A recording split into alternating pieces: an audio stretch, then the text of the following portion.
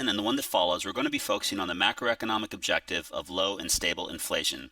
We'll start with the definition, and we'll look at how the inflation rate is calculated in most countries, and we'll move on to the different causes of inflation, during which we'll do a graphical analysis using an aggregate demand, aggregate supply model of the different types of inflation. In the next video, we'll talk about some of the consequences of inflation and the solutions to inflation using different macroeconomic policies. Let's start with the definition of inflation. You may already know this, but inflation has a very simple definition. It is defined as an increase in the average price level of goods and services in a nation over time. Quite simple. Inflation is when prices are rising. Now let's distinguish between inflation and the microeconomic concept of an increase in the price. In microeconomics, you might have talked about the market for particular goods, such as fuel for cars or laptop computers. An increase in the price of fuel or laptops is not inflation. The microeconomic concept of increases in price or decreases in price applies only to markets for particular goods. To distinguish inflation from the microeconomic concept of higher prices, inflation refers to the average price level of all goods and services. So that raises the question, how is inflation calculated? It's pretty easy to tell if the price of a particular good like laptop computers is rising or falling, but to measure inflation, we must have some sort of index of all prices in a country. And what economists use at most national levels is what's called the Consumer Price Index. Now in another video, I'll go into more detail about how inflation is calculated, but I want to give a quick snapshot here. The CPI is basically a basket of goods purchased by the typical consumer in a nation. It might include thousands of different goods ranging from things like electricity to cell phone service to restaurant meals to laptop computers and other goods, fuel for automobiles. It adds up the price of all these goods, puts it into one giant basket, and determines if the price of that basket of goods rises or falls over time. So the CPI can be measured for a particular year. And to find inflation, so I'll write this here, the CPI measures the price of a basket of goods for a particular year and divides by the price of the same basket in a base year. What we end up with is an index representing whether prices have increased or decreased from a base year. Once the CPI has been determined for a particular year, the inflation rate can be found by finding the rate of change in the CPI between the year in question, I'll call that year 2, and the previous year, call that year 1, and dividing the change in the CPI by the previous year's CPI. In other words, we find the rate of change in the CPI.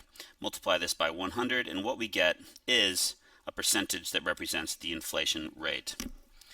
Again, there's another lesson in which there is more demonstration of how inflation is calculated. I wanted to review that here before we move on to the different causes of inflation.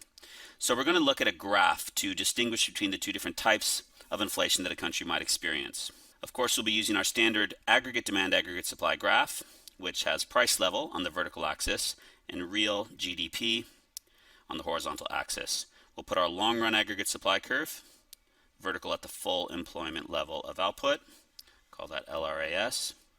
We'll do a short run aggregate supply curve, representing the Keynesian view of the economy, and we'll assume that this economy begins at full employment. In other words, the equilibrium level of output, the intersection of AD and AS, is at the full employment level. We'll also assume, of course, that at full employment there is a low and stable rate of inflation, which corresponds to the price level of PLE.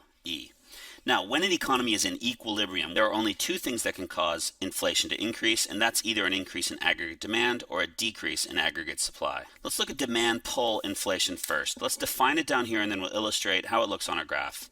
Demand pull inflation occurs when there is an increase in either CI, G, or XN, which, as you should now know, stand for consumption, investment, government spending, or net exports, without a corresponding increase in the aggregate supply. In other words, if aggregate demand shifts out, but there is no increase in aggregate supply, we'll expect to see price levels rise in the economy. Let's show that on a graph here. Assume that due to an increase in foreign incomes, there is an increase in net exports for the nation. So aggregate demand shifts out to AD1. Now, ceteris paribus, an increase in net exports does nothing to increase the potential output of the nation.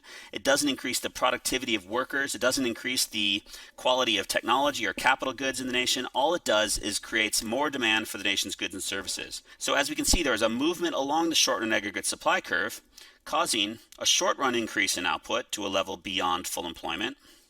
I'll call this Y1. But due to the increasing scarcity of resources and the increased demand for the output produced in the nation, there is inflation. We see price levels rise to PL1, and this is what we call demand pull inflation. Very simple. Demand increases for the nation's output of goods and services, but the output of goods and services cannot increase at the same rate as demand. This is equivalent to a microeconomic scenario in which demand for automobile fuel increases, but the supply stays the same. So we see an increase in quantity supplied, but an increase in the price as well. In macroeconomics, an increase in demand without a corresponding increase in aggregate supply causes demand pull inflation.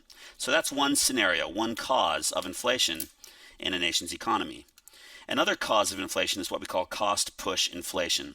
Now, this doesn't sound quite as obvious as demand pull because there's not a line on the graph called the cost curve. However, there is the aggregate supply curve. And when costs of production increase in a nation, this could be energy prices, raw material costs, labor prices, in other words, wages. If any of these costs increase, then SRAS, the short-run aggregate supply, decreases, causing price levels to rise and the quantity of output demanded to decrease. So we can show cost push inflation on our graph by assuming that one of the major resource costs, such as energy prices, were to go up. If energy prices were to rise, then all producers of all goods and services would see their cost of production increase. This would cause aggregate supply in the short run to decrease or shift to the left. We would actually see a decrease in aggregate supply, which we'll look at our original AD curve here of AD. We move along the aggregate demand curve to a lower level of output demanded. I'll call this Y2, and we have a higher average price level. I'll call this PL2. So our green shift here, it's getting a little bit cluttered on our graph. Maybe I can erase the AD. Let's show that again. Rising costs cause a shift of aggregate supply, short-run aggregate supply to the left, and in the short run, output falls to Y2, and price levels rise to P2, PL2. This is cost push inflation.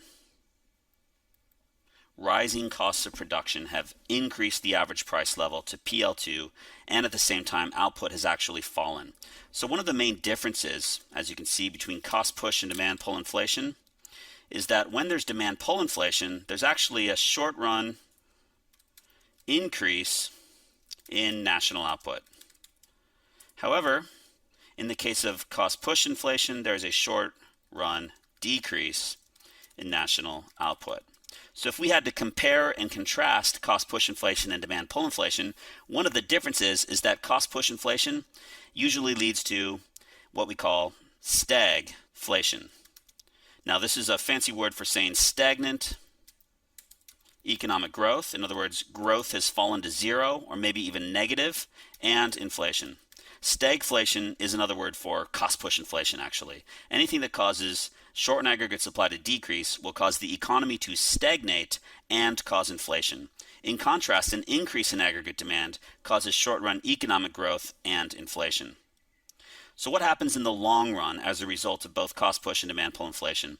As we've shown in previous lessons, an economy experiencing demand pull inflation, assuming nothing is done to reduce the level of aggregate demand, will correct itself as wages adjust to the higher price level and output returns to its full employment level. In the case of cost push inflation, there's no simple solution here. There's not even a good theoretical explanation of how an economy will self-correct from cost push inflation. All we can hope is that the costs of production, whether it's energy prices or wages, will eventually decrease again and output can return to its full employment level. So graphically, we can assume that this unemployment resulting from cost push inflation, so we know that unemployment increases when output falls. This could, in the long run, lead to falling wages, which would allow an economy to self-correct from cost-push inflation. If wages adjust to the lower level of employment, then it's conceivable that output will simply return to the full employment level, will move back along our AD curve. So in this first part of the lesson, we have defined inflation. We've shown how it's calculated using a statistical tool called the Consumer Price Index, and we've distinguished between demand pull and cost push inflation. Graphically, these are shown as either an outward shift of aggregate demand and a movement along the SRAS curve, or an inward shift of aggregate supply and a movement along the aggregate demand curve. In the next video, we'll talk about some of the consequences of inflation, the winners and losers, and we'll talk about the different solutions the government has to try to reduce